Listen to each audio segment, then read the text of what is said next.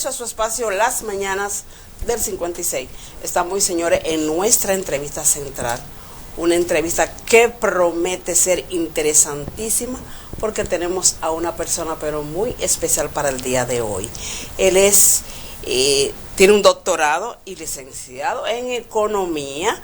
Él es ex superintendente del mercado de valores. Así que vamos a hablar de economía en el día de hoy. Y fue gerente del Banco Nacional de las Exportaciones. Estamos hablando, señores, del licenciado Guarocuya Félix. Bienvenido a Las Mañanas del 56. Gracias por la presentación. Así No, y eso, señor, y eso que tuvimos que cortar y resumir pues su hoja de vida porque es bastante interesante. Qué bárbaro. Sí, todo un expertise, miembro del comité político del Partido de la Liberación Dominicana. Todavía, págame la promoción. Del comité central. Sí, dirigió la DGI también. Estuve en DGI, fui director nacional de planificación. Exacto. De hecho, el último director de ONAPLAN. Porque esa oficina luego la cerramos y sacamos el Ministerio de Economía, Planificación y Desarrollo. Esa fue la historia. Así que, señores, aquí yo voy a poder darme banquete porque en días pasados decía que estaba loca por hacer una entrevista a un economista porque hay algunas cosas de las que se hablan en el país, de que si la economía, que si está subiendo, que si está buena, que si... Entonces, hay que ver qué tan buena está para el transeúnte, para la persona común del país. A ver qué pasa. Vamos a analizar todas esas cosas y vamos a iniciar pues con una simple pregunta para el doctor Guarocuya, y es: ¿cómo ve la economía del país? Mira, Juana, la economía, la mayor preocupación de la gente, yo creo que hay que responder eso porque al final de cuentas es lo que le preocupa a la gente. Por lo regular los economistas vamos a la televisión y hablamos de macroeconomía, es decir, hablamos del gasto público, hablamos del déficit, hablamos de la deuda, pero hablamos muy poco de la economía de la gente. Eso es. Yo te diría que la economía de la gente, y más lo que le puede preocupar a alguien que vive en Santo Domingo Norte y en los barrios de Santo Domingo Norte, es el precio de la comida. Yo te diría que el precio de la comida, más allá de las explicaciones que puedan darse de si es porque tuvimos la pandemia, si es porque hubo una guerra donde Rusia invadió otro país que es Ucrania, la realidad es que la gente siente que la comida le está comprando más cara. Eso es. Y esa es la realidad que vive cada quien. Eso no quiere decir que la gente no haga el mejor esfuerzo cada día de levantarse. El que tiene un empleito y un trabajo pues lo cuida, el que lo perdió intenta buscar otro, pero la mayoría ni siquiera eso, la mayoría tiene que generar un ingreso todos los días. Es decir, buscárnosla como sea posible. Entonces, el que tiene que buscársela todavía está en una situación todavía más difícil en muchos aspectos que lo que es el que tiene un empleo. El que tiene un empleo formal por lo menos tiene un seguro. Sí. Porque si a eso de la comida tú le sumas la salud, tú estás hablando de que la gente vive en condiciones muy precarias, muy difícil. Sobre todo en los barrios periféricos de las grandes ciudades. Ocurre en Santo Domingo Norte, pero ocurre en la periferia del núcleo central de Santo Domingo Norte. Y eso ocurre prácticamente en todo el país. Así que en sentido general la comida es lo que preocupa a la gente, está cara. Y yo creo que es el reto que tiene cualquier gobierno, cualquiera que gobierne, es mantener la comida para que la gente pueda comprarla sin mayores dificultades. ¿Cuál es el impacto que podría representar para el país el hecho de que en los gobiernos del PLD dicen que, por ejemplo, la inflación se mantuvo en un 7 y ahora está cerca del 2 dígitos? No, mira, nosotros llegamos a tener inflación menos del 7. En realidad, la meta de inflación que establece el Banco Central todavía se mantiene como una meta, y ese es un objetivo, es que los precios suban un 4% al año. Pero vamos a hablarle a la gente, ¿qué es lo que quiere decir que suba un 4%? Eso lo que quiere decir es que si un galón de aceite, para poner un ejemplo, cuesta 100 pesos y sube 4%, al año que viene va a costar 104. Eso es lo que quiere decir. Digamos que el PLD mantuvo una inflación en torno al 5, 5,5. Es decir, que si costaba ese mismo galón hoy 100 pesos, el año que viene va a costar 5,50.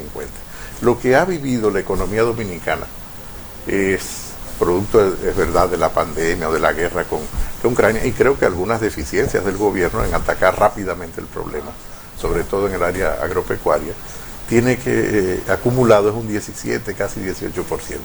Eso quiere decir que si costaba ese mismo galón de aceite 100 pesos, ahora cuesta 118 en promedio. Porque tú vas a tener productos que suben más y otros que suben menos. Estamos hablando de promedio del nivel de precio. Una persona que ganaba 100 pesos, esos 100 pesos hace 2 años, hoy está ganando 83. Eso es lo que quiere decir, se disminuyó en 17 pesos la capacidad de consumir. Compra con 100 pesos lo que antes compraba con 83 pesos. Eso es lo que quiere decir. Y por eso es que la gente lo siente directamente en el bolsillo, lo siente en la casa, lo siente cuando va al mercado, lo siente cuando va al colmado, lo siente cuando va al supermercado. Ese es el gran problema. La inflación es de las cosas más terribles que le puede ocurrir a las economías y por lo tanto a la economía de la gente. Más que hablar de las grandes cifras y de los grandes números, es la economía de la gente lo que preocupa. Y si a eso tú le sumas que la mayoría de la gente vive marginal, vive en callejones, vive en parte atrás, vive en situaciones muy precarias, muchos viven alquilados, aún en situaciones muy precarias, viven en una cuartería. Entonces todo eso se suma a una situación muy dramática. Yo creo que tenemos que comenzar, los que participamos en política, a hablar de otras cosas, más allá de la macroeconomía. Yo creo que tenemos que hablar de los problemas que le preocupa a la gente. Hablemos de los barrios, cómo nosotros vamos a hacer mejores ciudades, mejores barrios, cómo vamos a dar un mejor transporte, cómo vamos a dar un mejor servicio de salud, cómo vamos a dar mejores servicios de educación, cómo vamos a crear oportunidades para los jóvenes. Hablaba con Juana precisamente sobre cómo entendía ella la preocupación en Santo Domingo Norte y ponía algún ejemplo, ¿no? ¿Cómo conseguimos un empleo o cómo conseguimos una oportunidad? Porque tú conoces a alguien. Depende de la familia en que tú naces. Yo siempre he dicho que tuve más oportunidades, pues yo soy de pagar la casa de Asua porque nací frente al parque. Y el que nace en un pueblo frente al parque tiene más posibilidad, vamos a decir, que el que nace a 4 calles del parque. Entonces, no puede ser que sigamos construyendo una sociedad que depende del lugar donde tú naces y de a quien tú conoces. Y una persona de la edad de nosotros 3 que está aquí, uno pierde un empleo. ¿Cómo no consigue un trabajo otra vez? No. Dime, en condiciones normales, ¿cómo tú consigues un trabajo? La mayoría se mete a un comité de base de un partido y se pega a un político que vaya a ganar. Sí. Porque si perdió, es malo. Pero tú no te metes con el político porque tú crees en su idea o en una ideología. No, tú estás con el político o con un partido porque tú tienes la posibilidad o tú ves la posibilidad de conseguir un empleo. Entonces eso hay que cambiarlo en República Dominicana.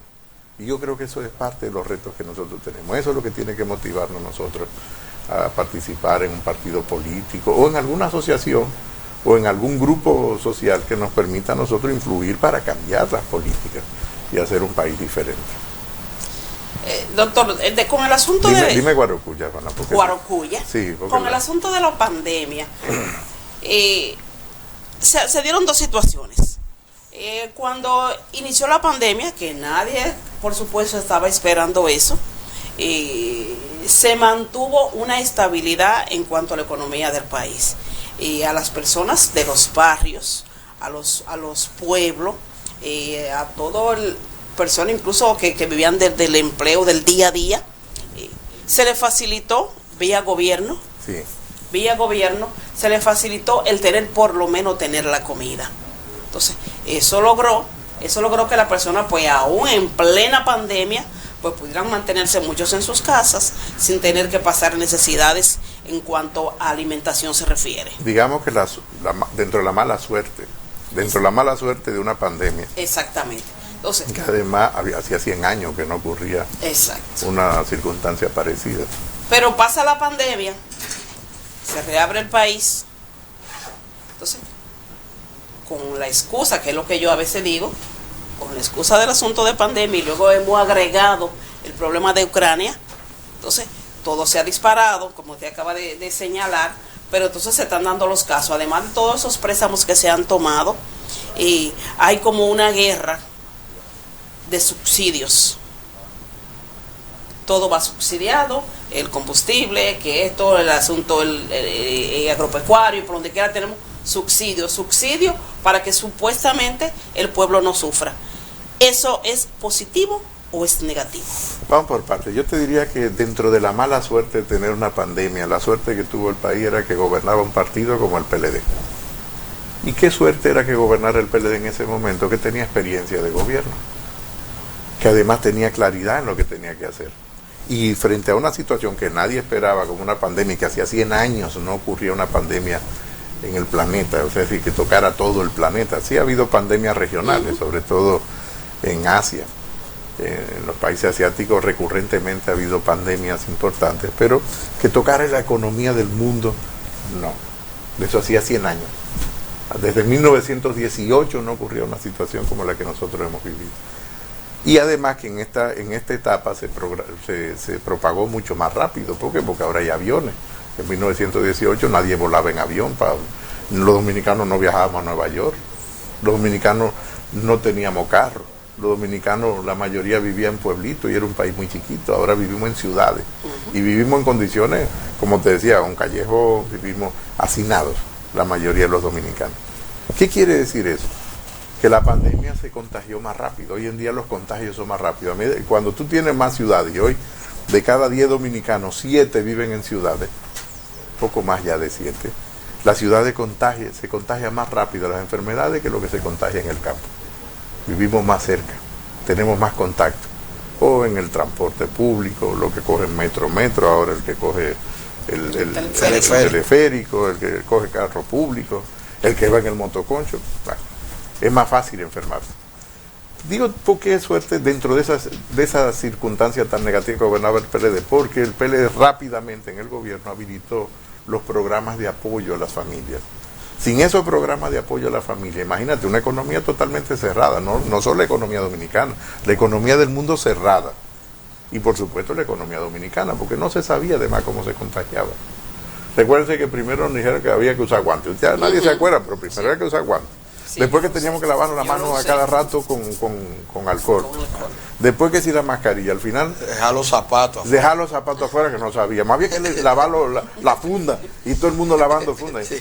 No sé si me entendieron. Eso fue ayer, pero pareciera, eso hace un año y medio, pareciera que hace muchos años. Nadie sabía. Sin embargo, el PLD en el gobierno tuvo el tino de ir estableciendo los protocolos para cuidar la salud de la gente y además estableciendo esos programas que dieron esa ayuda.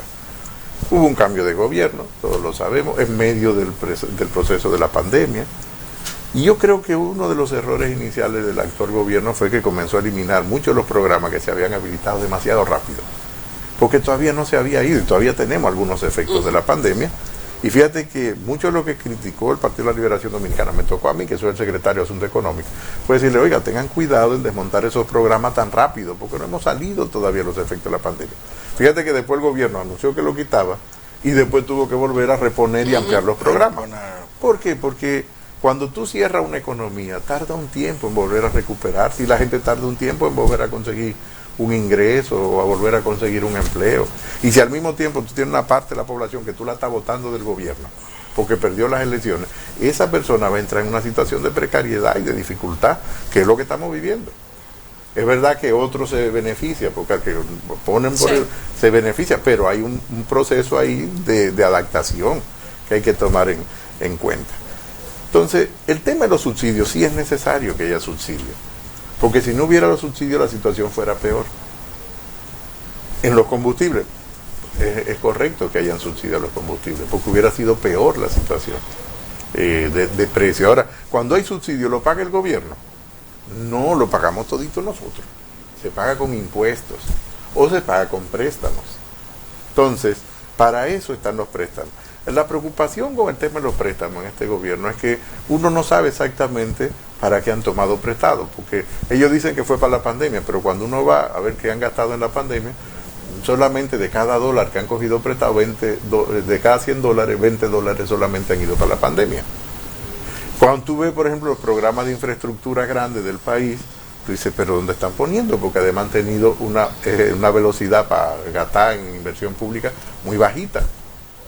Entonces, eso es lo que le falta al gobierno. Primero, establecer una mejor programación y ejecución del gasto de inversión en infraestructura. Yo creo que hay que mejorar los programas, eso no es solo de este gobierno, yo creo que eso es para este gobierno y los que vengan, incluyéndonos a nosotros. Nosotros ya tenemos que pensar en mejorar la calidad de las ciudades. Nosotros tenemos ciudades muy feas, muy malas, con muy poca salubridad. A ver, caminé en un barrio, venir aquí, por ejemplo. Y eso, que uno viene con Waze, que es más fácil. Aunque yo me sé caminar esta zona, bueno, porque me ha tocado caminarla, no es que tampoco me ha tocado caminar y se llega aquí perfectamente. Pero si tú coges y te vas metiendo por callecita, te agarra un tapón, porque nada más cabe un carro, y entonces para adelante y para atrás, y cómo tú te mueves. Entonces, yo creo que tenemos que comenzar a cambiar las prioridades en función de la calidad de vida de la gente. No que sea un discurso de calidad de vida, sino la calidad de vida de la gente es, primero hay que comenzar por donde uno vive. Ese es el punto. Sin embargo, hay una declaración de hoy de Nelson Arroyo, director de Indotel, que dice que el gobierno del presidente Luis Abinader ha manejado la economía más que los gobiernos del PLD, y se basa en que encontraron un dólar casi llegando al 60 y hoy en día está en un 53%, que ha mantenido la estabilidad. Es una tontería. Pero además que dice que cuando los gobiernos del PLD dicen que Luis Abinader no exhibe grandes obras, y que para los PLDistas una obra que se haga en una comunidad como que no tiene importancia, que el PLD como que le da a las obras grandes. Fíjate tú, pero hemos hecho el programa de construcción de escuelas, que no son obras muy grandes, más grande en democracia. El programa de infraestructura escolar más grande en el sistema democrático, en el periodo democrático de la República Dominicana, lo ha hecho el Partido de la Liberación Dominicana. Y faltan. Fuimos y siguen faltando. Fuimos el partido que introdujo los centros de atención primaria a la infancia, los INAIP, que eso no existía. ¿Quién hablaba de un INAIP? Pero ¿quién hablaba del SENASA? ¿Quién hablaba de tarjeta antes del PLD? Yo te pregunto, ¿quién hablaba del Indotel? Él dirige el Indotel. ¿Quién crea el Indotel? Lo crea el PLD. Eso es falso. Además, fíjate que la mayor recuperación de la economía tuvimos que hacerla nosotros en el año 2004. Lo que pasa es que los jóvenes no se recuerdan, que fue con lo de Baninter. El tipo de cambio se depreció un 179%. Es decir, óyeme, pasó de un 22 por 1, 22 pesos por 1, en un año, a 59 por 1. Y llegó a venderse a 60. Y nosotros volvimos a estabilizar la economía y el dólar volvió a bajar en torno a 33 por 1. Que llegó incluso a venderse a 29 por 1. Es decir, de 69 había comenzado a bajar un poco antes, pero cuando el PLD llega, entonces hay un programa de ajuste y estabiliza nuevamente la economía. ¿Tú sabes cuánto se perdió con la crisis de Baninter? El 21% del producto. ¿Qué es lo que quiere decir? Que si alguien tiene el ingreso de 1,000 pesos, le sacamos 210 pesos y lo botamos. Eso fue mayor que la pandemia, en un solo año. Y eso fue producto de malas políticas del PRD, hoy PRM en el gobierno. Entonces, eso es un discurso que no se sostiene. Quiere decir, me da pena, ¿no?, que estén utilizando ese tipo de argumentos. Yo creo que el argumento más importante es hablarle a la gente directamente sobre el precio de los servicios que la gente consume directamente. Y lo que la gente consume comida, la gente consume vivienda, la gente consume transporte. Aquí había metro. ¿Quién hizo el metro? El PLD. ¿Quién hizo el teleférico? El PLD. ¿Quién ha hecho las grandes avenidas de circunvalación? Después de Balaguer, ¿quién? El PLD. Las extensiones universitarias, ¿quién las comienza? El PLD. Entonces tú te pones a ver y tú dices, bueno, ¿y qué han hecho? O sea, ¿qué han hecho? ¿Qué han hecho? La ciudad de la salud, la ciudad sanitaria. Pues, fíjate tú. Exacto, nosotros estamos aquí en dos puntos, entre dos centros de salud importantes, la ciudad de la salud y la ciudad sanitaria. ¿Quién la hizo? Aquí no se había vuelto a construir ningún tipo de estructura hospitalaria desde la Plaza de la Salud. ¿Cuánto Balaguer? El PLD construyó esas dos plazas de la salud. El JON en Santiago. Claro. ¿Qué dejó el gobierno del PRD del 2000 al 2004? Problema que luego tuvo que venir el PLD ¿a qué? A corregirlos, comenzando por la economía. ¿Quién hizo el puente Juan Bosch sobre el río Osama? A ver, es que, ¿quién hizo las principales obras de infraestructura de atención a las personas? ¿Quién hizo el 911? ¿Quién hizo el programa de seguridad en carreteras? ¿Quién hizo las fiscalías barriales? Sí, porque ahora ya no nos acordamos, antes no, eso no había de fiscalía barrial, ahora ya, ¿dónde es que uno pone la querella ahora? Ya nadie se acuerda, los jóvenes no lo saben. ¿Dónde se pone una querella antes? Era en la policía. ¿Dónde es que uno va ahora a poner una querella? En una fiscalía. Es diferente. Antes no se le hacía atención, no es que se le haga mucho, yo creo que hemos ido avanzando y tenemos que seguir avanzando. Una mujer iba a poner ante una denuncia sobre maltrato en la familiar, o del marido, o en su entorno, ni se le hacía caso. Sobre violencia.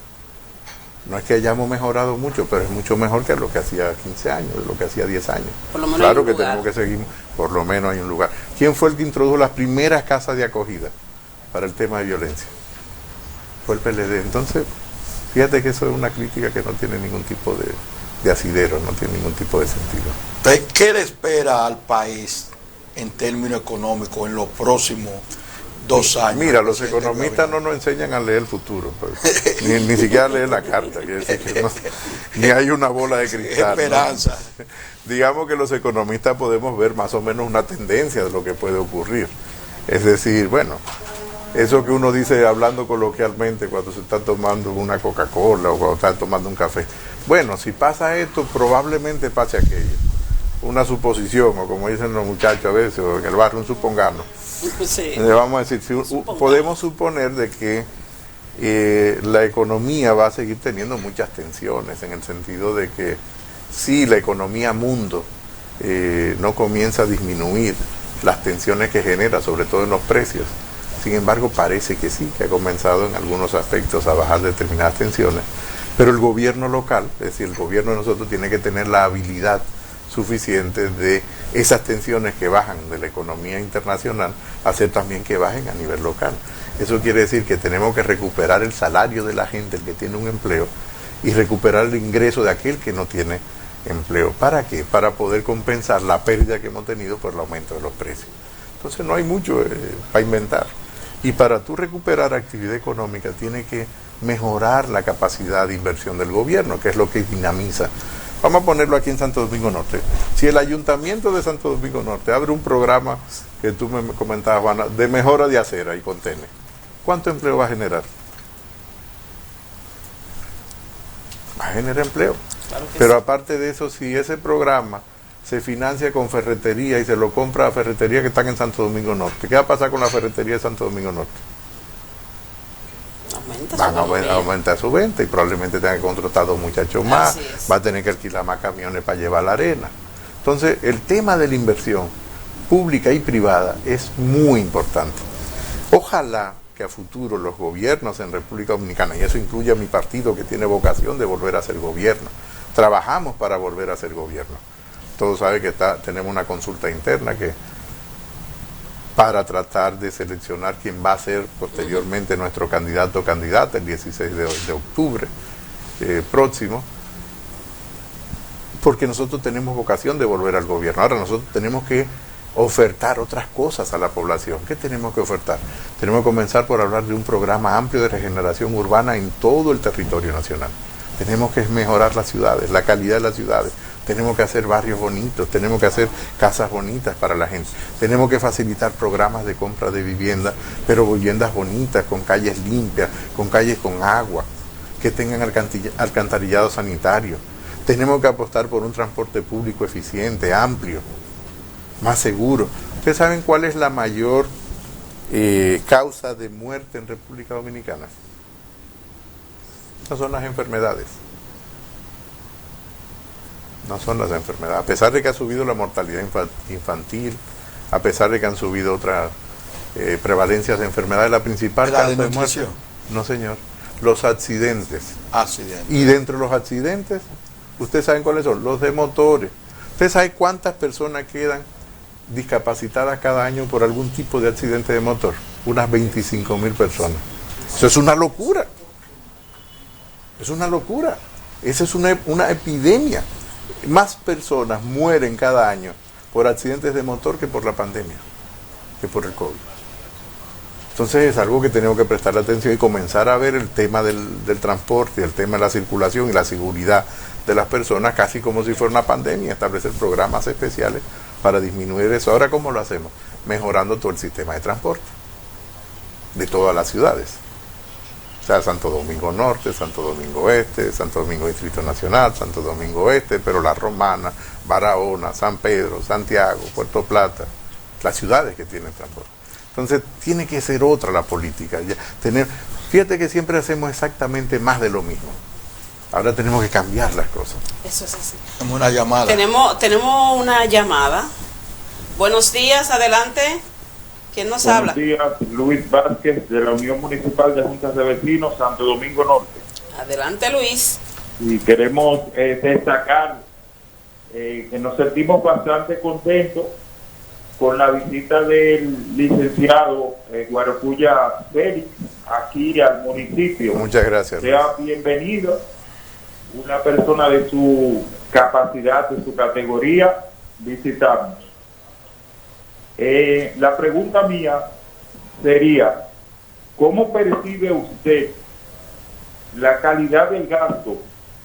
Ya que tenemos bastantes préstamos, pero vemos al presidente que anuncia bastante ayuda social y se destina un gran por ciento de ese dinero a asistencia social, a planes de subsidio social. Entonces, ¿habría condiciones de seguir soportando ese subsidio social en base a préstamos? ¿O hay inversión que tengan un retorno a la economía nacional? ¿Qué futuro o cómo usted ve esa situación en torno al gobierno actual y esos destinos de los fondos? Gracias. A ver, yo creo que Luis lo ha planteado. Yo creo que lo adecuado, en un mundo ideal, pero el mundo ideal no existe, es una idea.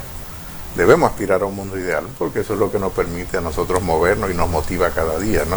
En un mundo ideal no necesitaría ningún ciudadano subsidio y transferencia, pues supone que en un mundo ideal cada ser humano debería tener la capacidad de generar sus propios ingresos que le permita tener su vivienda, tener salud, tener educación, tener transporte y consumir todo aquello que le permite reproducir su vida en un entorno de satisfacción y de alegría y de felicidad. Digamos que ese es el mundo ideal. En el mundo real, la mayoría de las personas no tienen esas condiciones y por lo tanto el sector público no es más que la sociedad que se organiza y crea un ente que le llamamos sector público, y ese sector público es el Estado, y el Estado lo administra un gobierno. Digamos que los gobiernos tienen que equilibrar esa desigualdad que se da en el mundo real. Por lo tanto, no es eliminar los subsidios, ni eliminar las transferencias a los grupos más vulnerables, a los grupos que tienen más dificultades. Lo que sí nosotros tenemos que cambiar es para qué nosotros damos esas transferencias y para qué nosotros damos esos subsidios. La mejor política social de un país, de una economía, es el empleo, es la política de empleo. Pero eso requiere que nosotros cambiemos el mercado de trabajo en República Dominicana, la estructura del mercado de trabajo. Lo decía al inicio, ¿cómo se consigue un empleo en República Dominicana o en Santo Domingo Norte? Juana, ¿cómo se consigue un empleo? Con una buena cuña. Con una buena cuña, depende a quien tú conoces. Si nosotros cambiamos la política y del mercado de trabajo y el mercado de trabajo en República Dominicana, deberíamos tener un Instituto Nacional de Empleo. Todo el mundo estaría inscrito en ese instituto, incluyéndonos nosotros. Y para conseguir un trabajo sería a través del Instituto Nacional de Empleo, que además tendría oficinas locales y un sistema informático donde uno entra y sale. Se registra el contrato cuando a uno lo contratan y se registra el contrato para la salida. El contrato, y si uno tiene un ingreso porque consiguió un trabajo que le permite pagar la seguridad social, paga la seguridad social. Si sale y no puede pagar la seguridad social, entonces entran los programas de subsidio. Es cambiar la forma en que tenemos el mercado.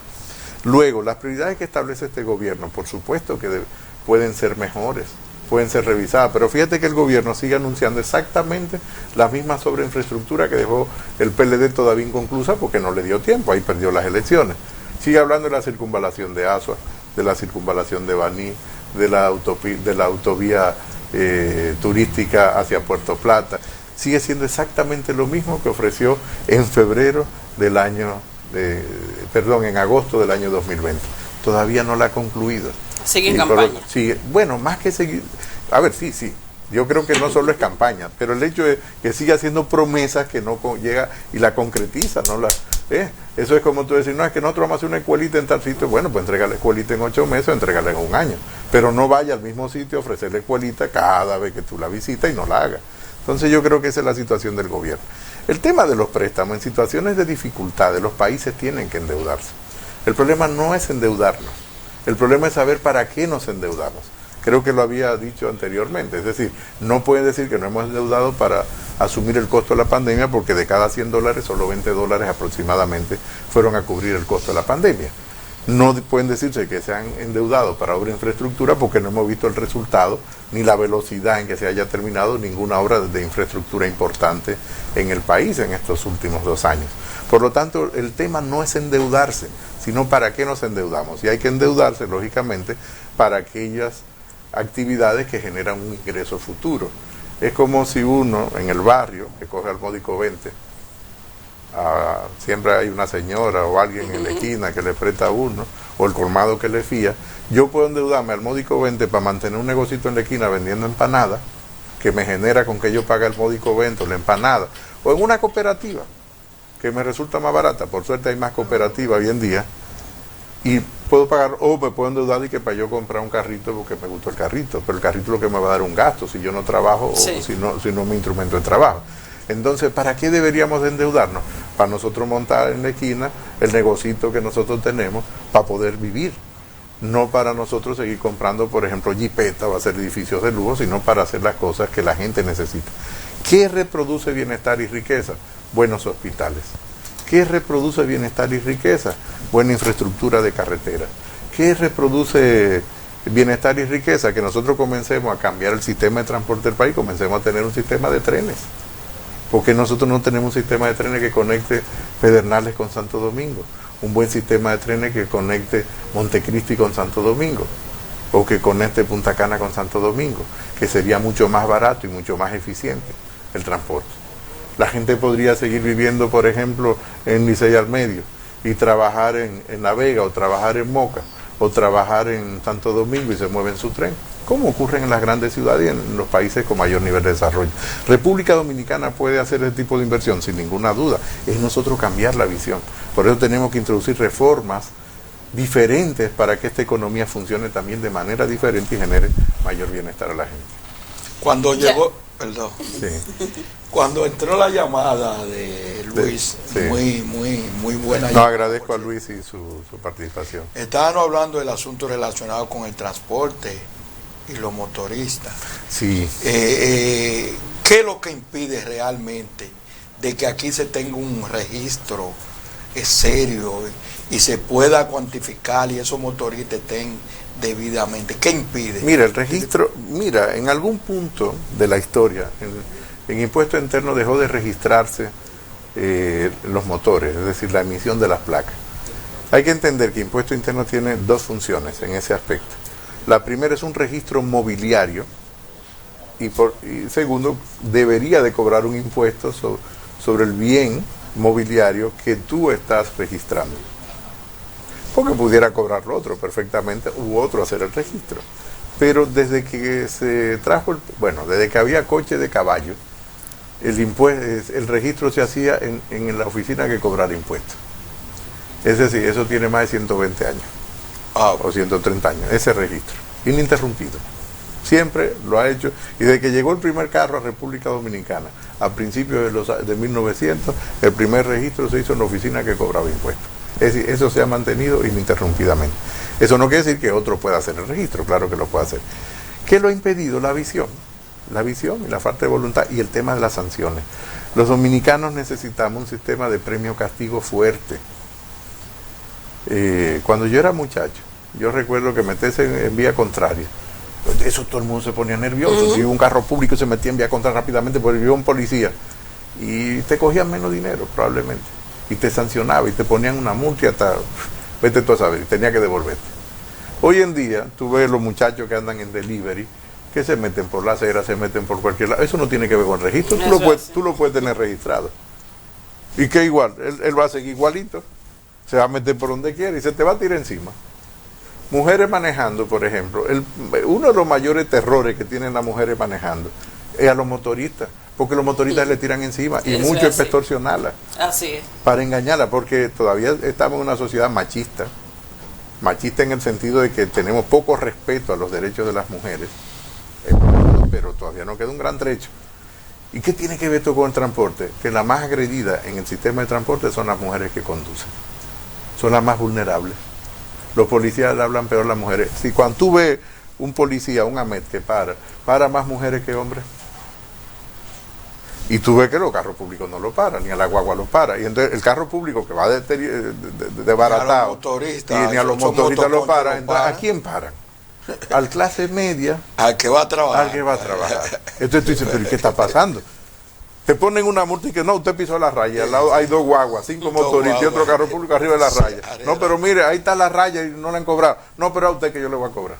Y entonces tú dices, ¿pero en qué país vivimos? Eso es así. O sea, es un país que los criterios están totalmente distorsionados. Es que esos sindicatos dan un semanal. No solo es por el sindicato, porque el sindicato se comportaría bien si tuviera los incentivos para comportarse bien. Porque el sindicato lo que le interesa, que no son un sindicato, es un cartel. No es un sindicato, porque no son exactamente... Empresarios del transporte. Son empresarios del transporte, pero el empresario del transporte lo que le interesa es que la cosa vaya bien. No le interesa que vaya mal. No le interesa para nada. Entonces yo creo que sí nosotros tenemos grandes retos en esta sociedad de cambiar los incentivos, cómo funcionamos. ¿Tenemos derecho los ciudadanos? Sí, tenemos derecho a hablar, tenemos derecho a circular, pero no tenemos derecho a agredir al otro. Entonces tenemos que cumplir deberes. Entonces así como uno cumple derechos, también tiene que cumplir deberes, porque resulta que la policía es buena nada más cuando yo tengo un problema.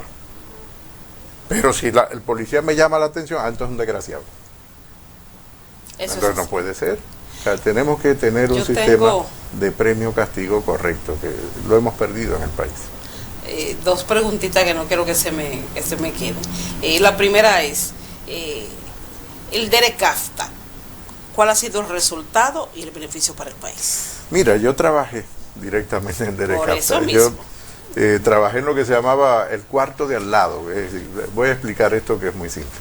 Cuando tú trabajas, cuando tú haces negociaciones, sea de acuerdos comerciales, o sea negociaciones para grandes empresas, corporaciones, o incluso una negociación familiar, siempre hay alguien que esté en un cuartico de al lado. Aun cuando uno está negociando una herencia con un primo, siempre hay un tío o un amigo de uno que le dice, no, pero tú te vas a pelear con eso. Y entonces uno se levanta, va a orinar o se bebe un vaso de agua y entonces, ¿qué tú opinas? Porque él me está pidiendo que le dé ahí del frente en la finquita o el solar, pero yo lo que le quiero dar atrás. Bueno, pues negocia. El cuarto de al lado es eso, el que está atrás. Y entonces me tocó estar en el cuarto de atrás, asesorando en acceso al mercado a lo que es la Asociación de Industria. Y luego, porque la vida da unas vueltas, tú sabes que uno reencarna en muchas vidas, ¿no? Sí. En una reencarnación posterior, ya siendo director nacional de planificación, que era director nacional de UNAPLAN, antes de que hoy fuera el Ministerio de Economía, Planificación y Desarrollo, o formara parte de ese ministerio, me tocó entonces ser responsable de que el país entrara al Acuerdo de Libre Comercio. Y yo diría que los acuerdos de libre comercio son potencialmente beneficiosos, no son beneficiosos en sí mismos. ¿Y qué quiere decir potencialmente beneficioso? Que hay sectores que van a ganar y otros sectores que van a perder. Ahora, cuando tú haces la suma entre pérdidas y ganancias, podemos decir que República Dominicana ha tenido más beneficios que pérdidas con el Acuerdo de Libre Comercio.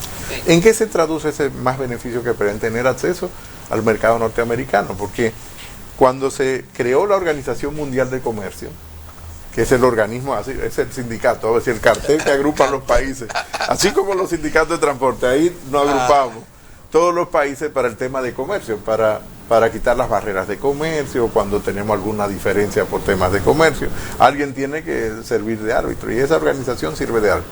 Se eliminó lo que se conocía en ese entonces como un sistema generalizado de preferencias.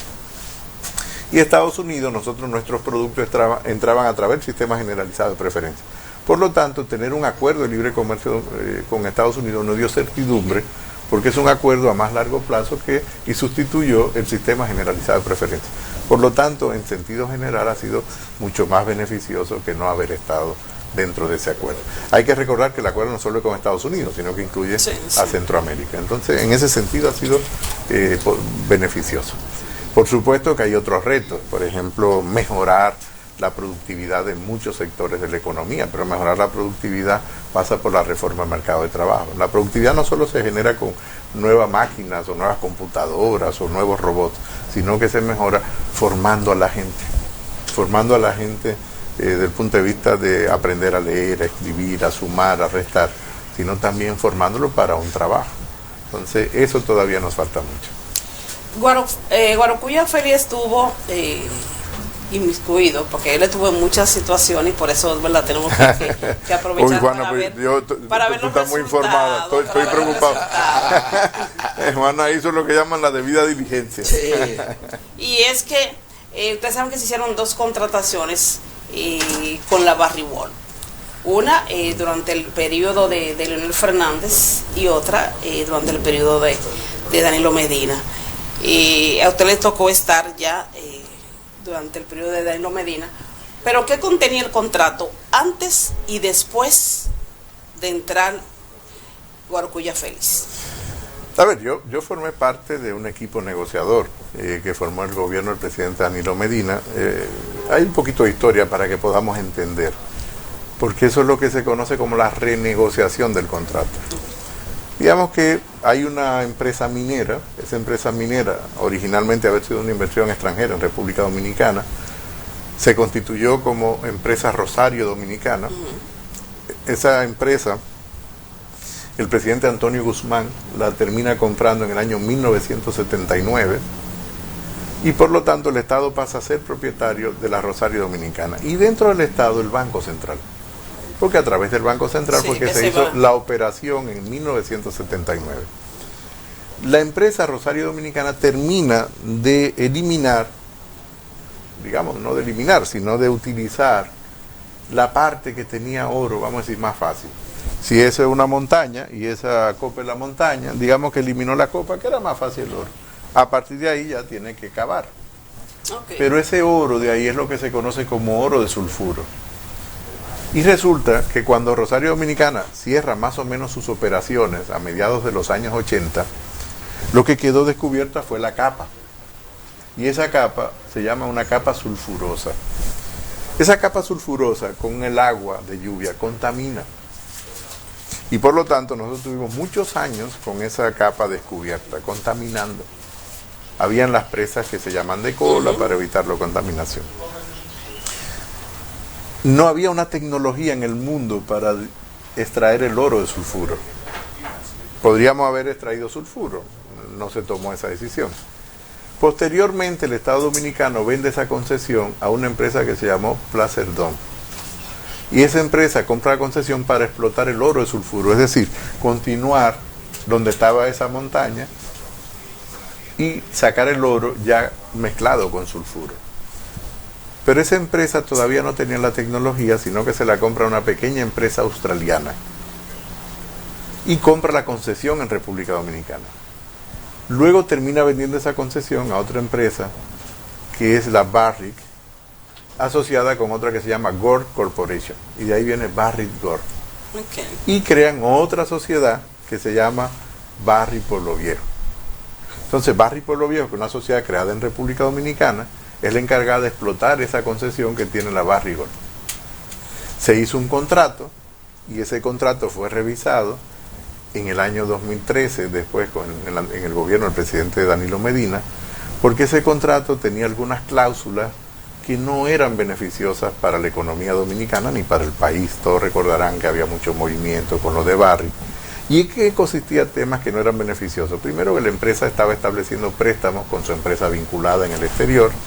Y si un préstamo en el mercado de dinero costaba un 6% al año, ellos le estaban poniendo un 12-13% al año. Por lo tanto, eso implicaba que iba a tener un mayor costo financiero por cada préstamo. Eso no se puede hacer. Si usted quiere un préstamo, vaya al mercado internacional, que es más barato, pero no me diga usted que se lo está prestando la empresa de la que usted depende a un 12% o a un 13%. Eso era incorrecto. Lo otro que era incorrecto era la depreciación. Son aspectos muy técnicos que la gente común y corriente quizás no lo entienda. La depreciación es La utilización de los equipos para una empresa, esta empresa por ejemplo, tiene que en su contabilidad establecer la depreciación de una cámara o de esta silla porque luego tiene que reponerla. Impuesto interno reconoce la depreciación, es decir, si la depreciación es un 10 por año, en 5 años, un 20 por año, en 5 años yo he recuperado los costos porque yo eso dejo de pagarlo a impuesto interno, la parte de depreciación, para yo poder comprar otra cámara en 5 años. Eso varía de un equipo a otro o de un bien a otro. Ellos pusieron una depreciación muy acelerada, sobre todo los primeros 3 años. Por lo tanto, no iba a pagar impuestos esos primeros 3 años hasta recuperar la totalidad de esa inversión en equipos. Eso se puso en condiciones más razonables y de acuerdo a los estándares internacionales, por ejemplo. Al mismo tiempo, también se clarificó todo el tema de los niveles de explotación y se estableció un precio mínimo para el oro, desde donde debía de comenzar a pagar la empresa. El otro tema importante fue que los ingresos para el Estado Dominicano tienen que ser a través de impuestos. Aunque tiene un contrato especial aprobado por el Congreso, se tiene que ser a través de figuras impositivas. Y eso implicó un cambio muy importante. Para tener una idea, los primeros 4 años se prevía aproximadamente unos 380 millones de dólares para el Estado Dominicano y terminó siendo en torno a unos 1.400, 1.500 millones de dólares. Eso implicó la renegociación del contrato.